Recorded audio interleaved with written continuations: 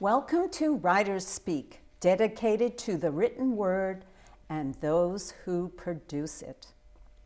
I am Jeane Slone, host of the show, and I am the author of 2 historical fictions, She Flew Bombers and She Built Ships. Today in the studio, I would like to welcome Diana Gordon. Hello, it's good to be here. It's nice to see you. Thank you.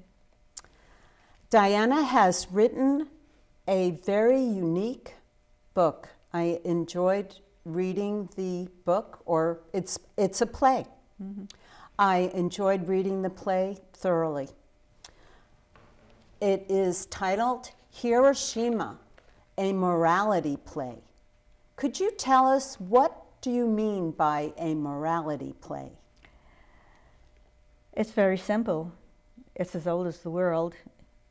It's almost like a religion that we should treat each other the way we would like to be treated, and to eliminate all of this horrible experience we have been going through of enmity between peoples. I always say, why can't we all just get along? Yeah. You know? Wouldn't that be nice? Yeah. Yeah. If it was that simple. Yeah. But it is the 68th anniversary of the bombing of Hiroshima. Isn't that amazing?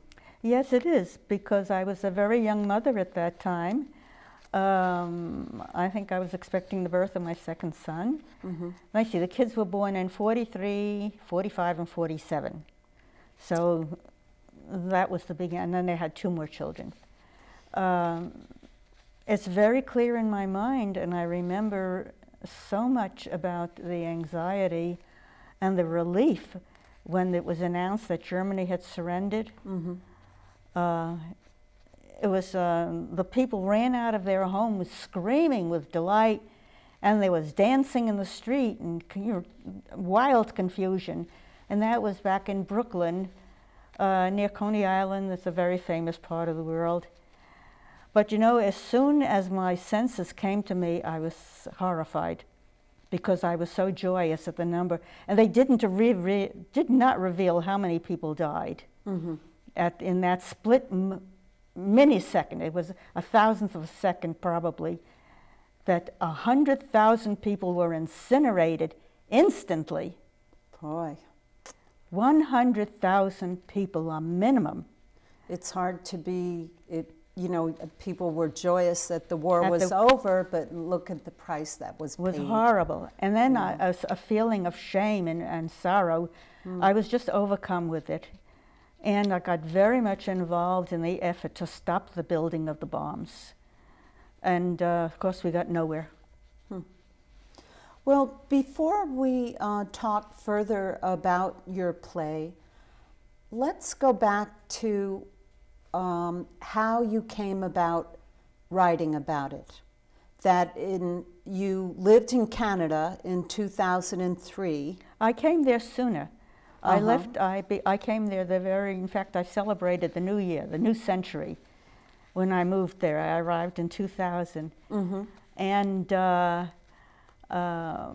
was very fortunate that my son was a research scientist for the University of Manitoba in biological studies, and he had a lab. And I had told him that I wouldn't come and live near him unless I had a job. So he said, just a minute, I'll ask the boss. And he turned to his wife, which I was calling from California, and she was, you know, in Canada. And the boss says, that's great, we can use you. So I had a volunteer job in the university, in the biological laboratory, and I took care of 26 animals that are called axolotls. And they look like little, I don't know, very sweet alligators. They're small. They grow to about 12 inches, and they have skin as pearly white as you could make it, and they graduate to all different colors of yellows and greens and mottled colors of black with gold specks. And they had very brilliant eyes, and their eggs were perfect for research. And I learned how to degel. In other words, take the embryos out of the egg cell itself and examine them underneath the microscope and find out just how cells develop in an embryo. Oh, fascinating. Yeah. But then really a turn in your life again happened. Yeah. And you became the oldest student to attend the university. Is that right? When later on, when I registered for the University of Winnipeg, which is in the same city, in Winnipeg, I got a note. I came to school one day, prepared to go to class, and I was not permitted to go in. So I said, what's the matter? I was stunned, And the young clerk said that the registration, I had falsified my registration. My age was wrong. And I said, ho, ho, I've seen that before, and it's happened before. I am the oldest student in this university. That is my true birthday. I did not mix the numbers. They had taken April 29th, 1922, and put in April 22nd, 29. So they made me a little bit older than I was.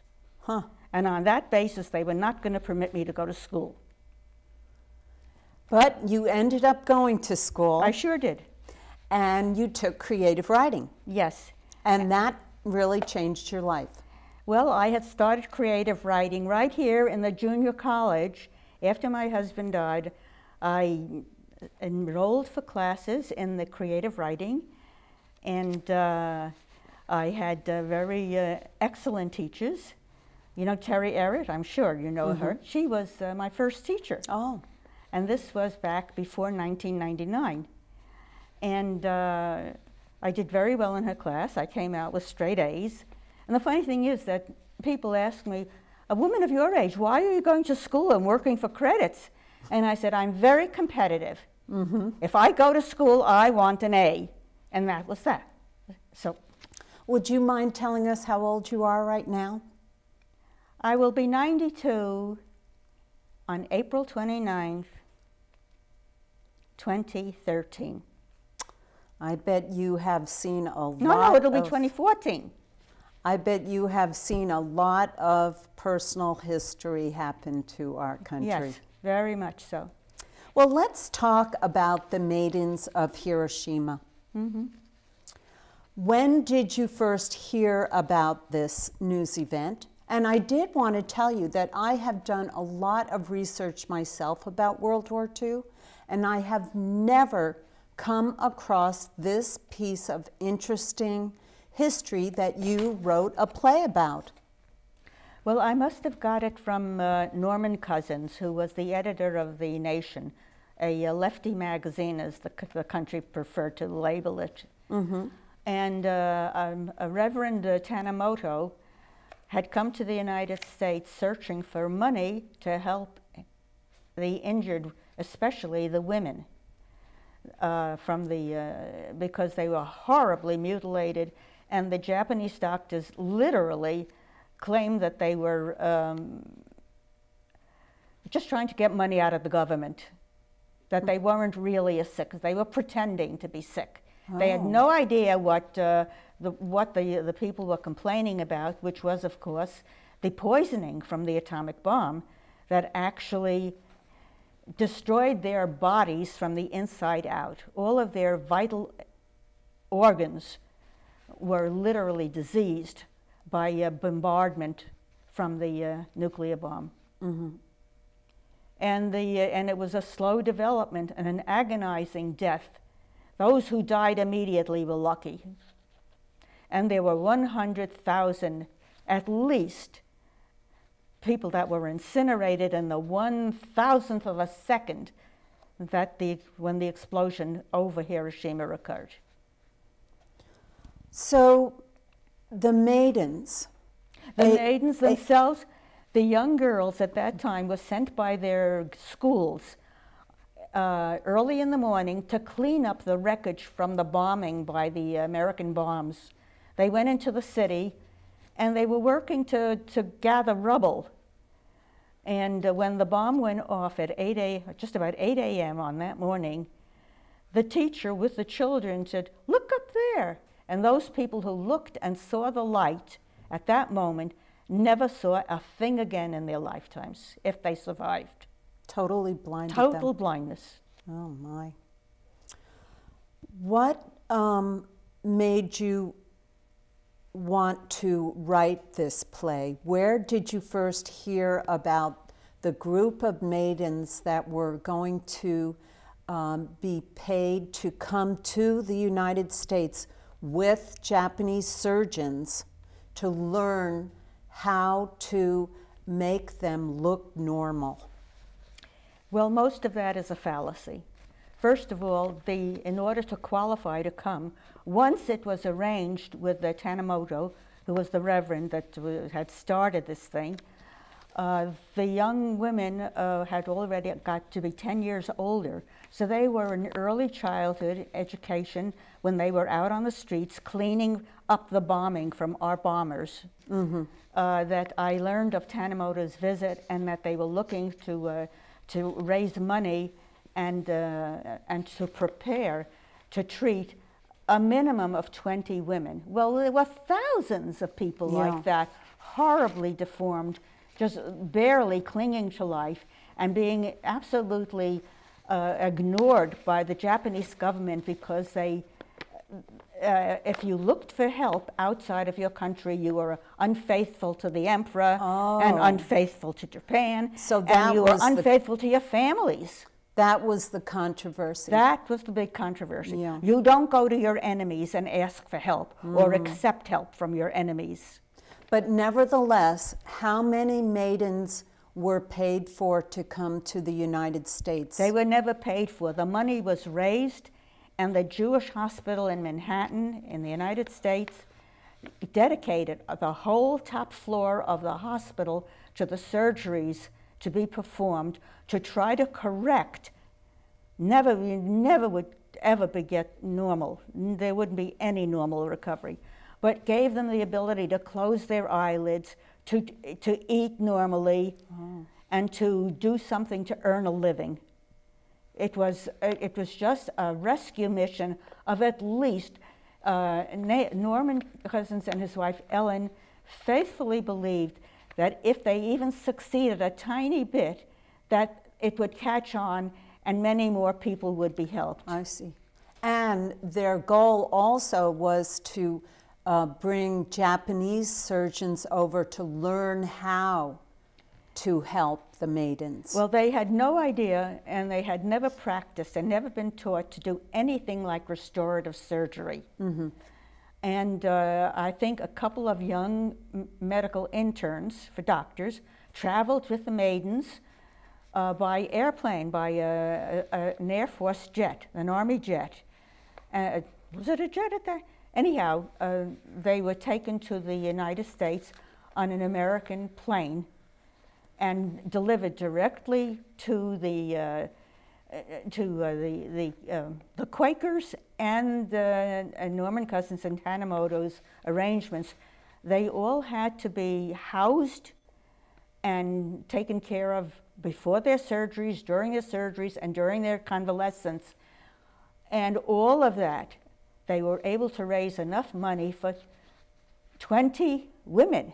Just 20. Just 20, with thousands and thousands just like them or worse. And just 3 surgeons were from Maybe Japan. Maybe 3 of them. Yeah. They suffered from a terrible inferiority complex, to put it mildly, and I don't blame them. They were cynical. They didn't believe that there was any real good intent behind the rescue mission. And at least the country was divided, at least in half, by those who encouraged the young women to go and those who were absolutely horrified by their leaving. And there were many public demonstrations and fights, and even up to the very moment when the young women were finally boarded and the plane took off in Japan, there were demonstrations and fights on the street. So it was a wild time. Now, the cousins who you talk about, Norman and Ellen Cousins. they ended up adopting one of the maidens, is Yes, that correct? Shigeko. They met Shigeko at Tanimoto's church basement room. It had a room in the basement that was set up for recreation, and they had a radio, and they could eat there. It was like a little social center to try to normalize their, experiences. And they wore very simple clothing, very loose, and those with deformed hands wore gloves. And they waited breathlessly for the people who were coming. There were Japanese doctors and American doctors, and other people that were coming to interview the young women and to try to establish how to plan to take 20 women to the States. Well, they ended up taking 25 of them, and all survived and were greatly improved in the United States, in the hospital in New York, but they never were normal. Mm-hmm. I mean, and the surgeons never really learned to take the skill back and help other maidens in It was their Japan. own fault, their own inferiority complex, their feelings of animosity and jealousy were better or were what stopped it. Mm-hmm. The United States not the United States, because the U.S. government washed its hands of the whole thing, did not want to have anything to do with attempting to cure these women or to help them, or the men, or the babies, or the whoever was, hurt. But the United States wanted nothing to do with their care. We would love to hear you read a part from this very powerful play. Shigeko is the name of the maiden that Ellen Cousins was interested in adopting. Mm-hmm. I say. She says, and when I got married and when little Normie was born, Shigeko actually gave birth to one child, a little boy, and she married a Japanese man. And she says, and when I got married and when little Normie was born, we never dreamed he'd become a lawyer. Mother, I often think of how different our lives would be if Dad and you and Reverend Tanimoto failed. And General Hull saved all of us. I wonder if the Army ever tried to punish him for disobeying his order to cancel our flight. Ellen, I still ache for Claude Etherly. He was the pilot who gave the order to drop the bomb. He preceded the bomber.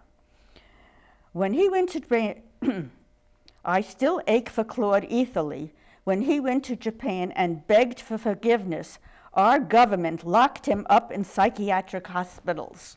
The world viewed America as the great humanitarian nation that would never attack without warning. That's the real tragedy. We will never be able to free ourselves from the deep sense of our own contributing guilt. Anyone can be punished as a traitor or a lunatic and imprisoned like Claude was. Etherly was punished as a traitor and a lunatic. Shigeko, what damage could he do by asking for the right to confess his sin to a priest? Ellen, in 1950, McCarthy announced his list.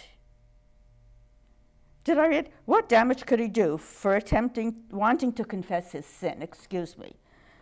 Ellen, in 1950, McCarthy announced his list of communists in the State Department. He destroyed my belief that our country is the best in the world. How could the greatest power in the whole world believe that its own citizens were conniving to destroy our government? The people like that, people like us, are real enemies. If only President Roosevelt had lived, I believe he would have found a way to stop the war. Truman was a rank amateur. and an easy patsy for the generals. Now the whole world is terrified of us. Shigeko.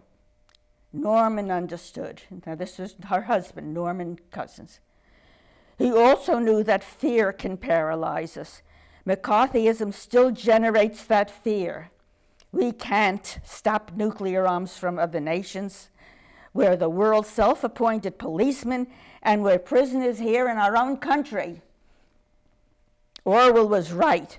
I think we have to demonstrate more forcibly. Ellen. I often think of Ethel Rosenberg, how her own brother betrayed her. I can still see the bewildered eyes of her two little boys. Shigeko. My hatred for the bomb was so intense I could have willingly become a spy, and Ethel died because she typed a note. Ellen. Oh God, her eyes burned through my heart. Our leaders suffer from some sort of mania. They seem to be talking rationally, and worse, they give the impression that they are normal, decent, and responsible people. Ha ha ha! Going to jail at my age might be a very rational form of dissent. You're right, Mother. Conscience demands disobedience. We need thousands of wild women to go berserk and terrorize the Pentagon. Ellen joining the fun. Yes, let's spread a rumor that the White House is going to be invaded by mobs of angry women. Shigeko. Yeah, and instead we take over Congress and declare a sit-down strike. Then we take over all the men's toilets. Aha! Now that's what I call glorious disobedience. Nuclear bomb phobia generates worldwide rebellion in women. Ellen. I'm getting cold. I'm bushed. No pun intended. I guess I'm not as young as you are, Shigeko. Please turn the heat up. I'm getting chilled. Why don't you open your packages? Shigeko. Okay, if you agree to wait until tomorrow to read your mail. She rises and raises the thermostat and starts to open her package. I hope there's nothing bad inside. Ellen. Maybe there's a note for you. Shigeko opens the package. You're right. There's a tape. Do you still have Dad's recorder? Ellen. Haven't used it since he died. Shigeko, rising. I'm going to look for it. She walks briskly out of the room as she yells, I found it. She returns with the recorder and plugs it into the wall. God, I hope it works. She sets the tape. Ellen, wait. Please, read the note first, dear.